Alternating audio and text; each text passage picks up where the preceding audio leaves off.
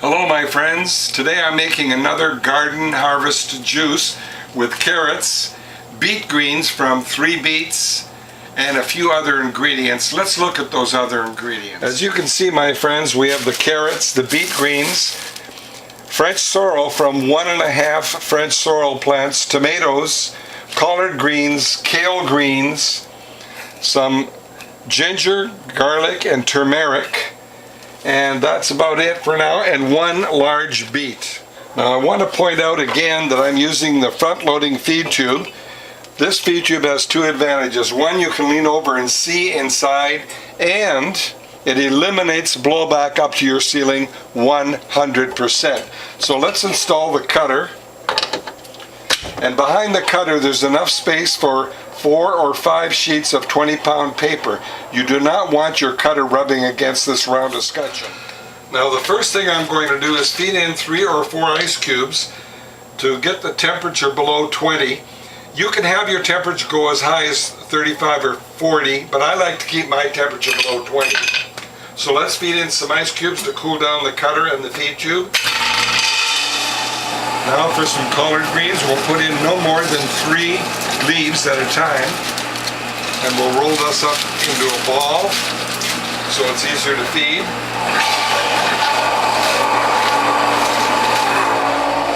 And I'll follow that with turmeric.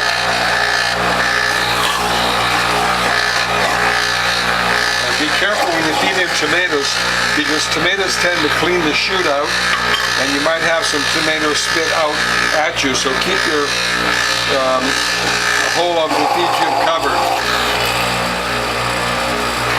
More turmeric, follow that by garlic and ginger.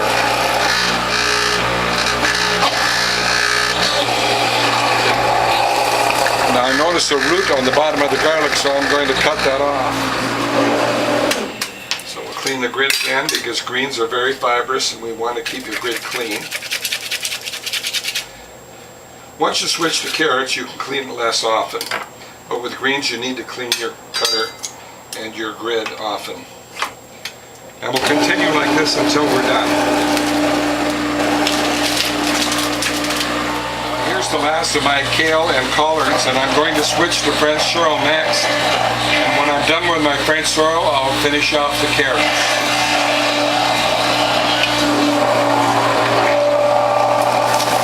For some French sorrel. Don't put too much in because you'll clog your grid. I'll finish my carrots.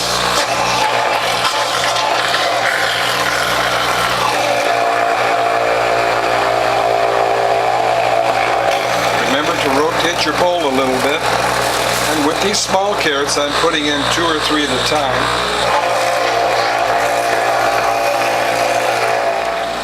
Now my collection bowl is overflowing, and I still have some carrots to do. So what I'm going to do is transfer some of this pulp to one of these larger bowls. Alright, here's the last of my carrots.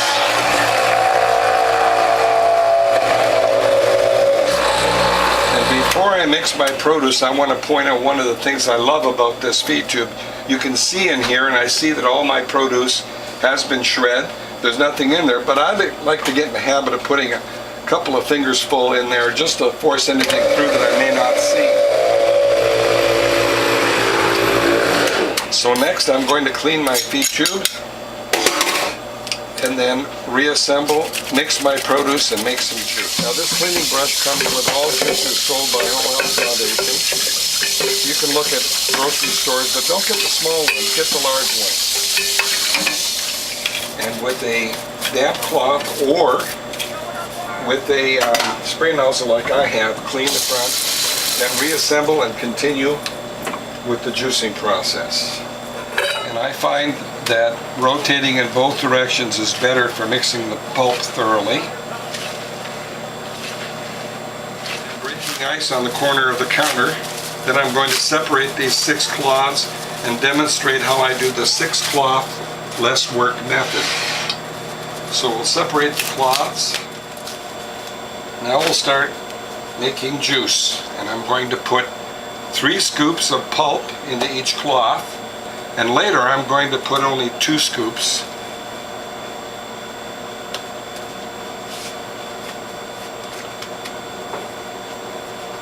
put a crease at the back to enable your folding. And I'm going to press 2 cloths full of pulp at once because you get a better pressure that way and more juice. We'll put that in the press. And this is very, very important. In the press, centered left to right, make sure it's in the center. Centered front to back, adjust if need be, all the way back, back it off a little. Now the reason you back it off a little is you don't want this to go up too fast. Cloths tend to slip apart and you don't want that. If they slip apart, it'll make a mess and more work. So 3 scoops and we'll do this until we're done. Now when you're on your last cloth, advance that all the way. You notice there's a rhythm you get into. And here's my 6 cloth less work method. This goes forward, that goes over, the spent cloths go on top, and 2 new cloths into the press, and as before, centered left to right, centered front to back, all the way back, back it off a little. Now do not throw away this pulp. Now I notice also there's enough room in here for this excess pulp, so I'm going to pour that in and mix it and continue. You can even use tap water if the water in your community is pure. So let's make more juice. And we continue with this rhythm until we're done. Centered left to right, centered front to back, all the way back, back it off. And again, we're going to put 2 scoops on top of the pulp. You never throw away your pulp, not until the very end. And the reason for that is I'm going to demonstrate how we can get 10% more juice by pressing the already spent pulp. So pull it into as tight a package as you can make. The tighter the better. And I notice my bowl is full and it's almost overflowing. So what I'm going to do now is put this into bottles, but first let's finish packaging this pulp, and then I'm going to show you how I can get 10% more juice by repackaging the already pressed pulp.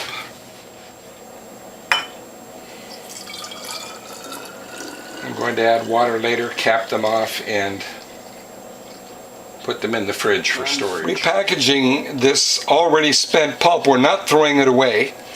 I don't know if you can see it or not, but around the edges you can see it's still damp, and that's an indication that there's still more juice in there. And there's usually about 10% juice. And honestly, most people throw this pulp away. It amazes me.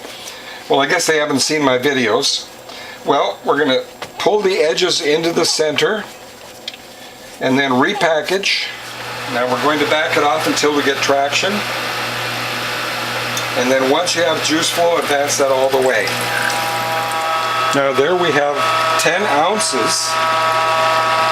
Now that's juice that you would have thrown away, and produce is very expensive in the supermarket. Even when you grow it, you don't want to waste it. So we'll pull these packets a second time packaging. Oh, there we have droplets. Now my friends, as you can see, I've repackaged it a second time, and my first pressing I got 16 ounces of juice. That's more than 1 full bottle of juice. So let's put that in the collection container, and we'll put the rest of this in the press and see how much more juice we can get by repackaging it a second time. Now remember, very, very important, center it left to right, center it front to back, adjust if need be all the way back, back it off a little. Now there's another 8 ounces, and I know if I'd repackaged it another time I could probably get another 4 or 5 ounces out of it. Well, my friends, as you can see, we have 5, 10, 15, 16 bottles of juice. And remember, about 2 of these bottles came from pressing the already spent pulp that most people would throw away. So we have approximately 10% more juice, plus enough for a taste test. Well, my friends, 16 bottles of juice from this juicing session. Let's give it a taste. I can definitely taste the French sorrel.